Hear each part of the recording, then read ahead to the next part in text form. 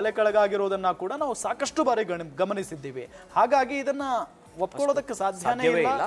ಆದ್ರೆ ಈ ಒಂದು ಎಕ್ಸಿಟ್ ಪೋಲ್ ನ ಭವಿಷ್ಯ ಹೇಳ್ತಾ ಇರೋದು ಬಿಜೆಪಿ ಅಂತ ಹೇಳಿ. ಇದರ ಜೊತೆಗೆ ಇನ್ನೂ ಹಲವಾರು ಸಂಸ್ಥೆಗಳು ಕೂಡ ಇಲ್ಲಿ ಭವಿಷ್ಯವನ್ನ ನುಡಿತಾ ಇದಾವೆ. ಇನ್ನೂ ಸಾಕಷ್ಟು ಬರ್ತವೆ, ಹೇಳ್ತಾ ಹೋಗ್ತೀವಿ. ಆದ್ರೆ ಈಗ ಗೊತ್ತಾಗ್ತಾ ಇರುವಂತಹ ವಿಚಾರ ಅಂತ ಅಂದ್ರೆ ಪಿ ಮಾರ್ಕ್ ಆಗಿರ್ಬೋದು, ಮ್ಯಾಟ್ರಿಕ್ಸ್ ಪ್ರಕಾರ ಆಗಿರ್ಬೋದು, ಬಿಜೆಪಿಯ ಮೈತ್ರಿ ಏನು ಮಹಾಯುತಿ ಒಕ್ಕೂಟ ಖಂಡಿತವಾಗಿಯೂ ಕೂಡ ಮಹಾರಾಷ್ಟ್ರದಲ್ಲಿ ಅಧಿಕಾರದ ಚುಕ್ಕಾಣಿಯನ್ನ ಹಿಡಿಯುತ್ತೆ ಅಂತ ಹೇಳಿ ಈಗಾಗಲೇ ಬಂದಿರುವಂತಹ ಎಲ್ಲಾ ಭವಿಷ್ಯ ಎಕ್ಸಿಟ್ ಪೋಲ್ಗಳ ಪ್ರಕಾರವೂ ಕೂಡ ಮಹಾಯುತಿನೇ ಈ ಬಾರಿ ಮತ್ತೆ ಅಧಿಕಾರಕ್ಕೆ ಏರುತ್ತೆ ಅನ್ನುವಂಥದ್ದು.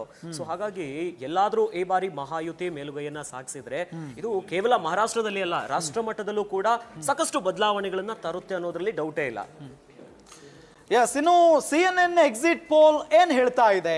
ಬಿಜೆಪಿಗೆ good news. CNN exit poll ನಲ್ಲೂ ಬಿಜೆಪಿಗೆ ಗುಡ್ ನ್ಯೂಸ್ ಸಿಗ್ತಾ ಇದೆ.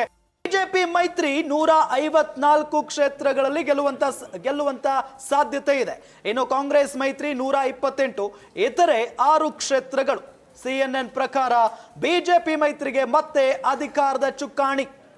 ಇದು ಕೂಡ ಬಿಜೆಪಿಯ ಪರವಾಗಿನೇ ಇದೆ. CNN ಎಕ್ಸಿಟ್ ಪೋಲ್ ಗಮನಿಸ್ತಾ ಇದ್ದೀವಿ. CNN ಎಕ್ಸಿಟ್ ಪೋಲ್ ನಲ್ಲೂ ಕೂಡ ಬಿಜೆಪಿಗೆ ಗುಡ್ ನ್ಯೂಸ್ ಸಿಗ್ತಾ ಇದೆ. ಬಿಜೆಪಿ ಮೈತ್ರಿ 154 ಕ್ಷೇತ್ರಗಳಲ್ಲಿ ಗೆಲುವನ್ನ ಸಾಧಿಸುತ್ತೆ. ಅಂದ್ರೆ 145 ಮ್ಯಾಜಿಕ್ ನಂಬರ್ ಆಲ್ಮೋಸ್ಟ್ ದಾಟ್ ಹೋಗ್ಬಿಟ್ಟಿದೆ ಬಿಜೆಪಿ ಮೈತ್ರಿಕೂಟ.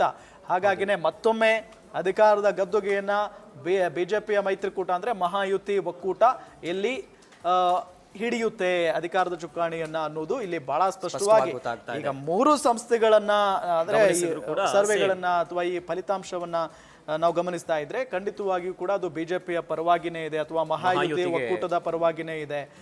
ಹಾಗಾಗಿ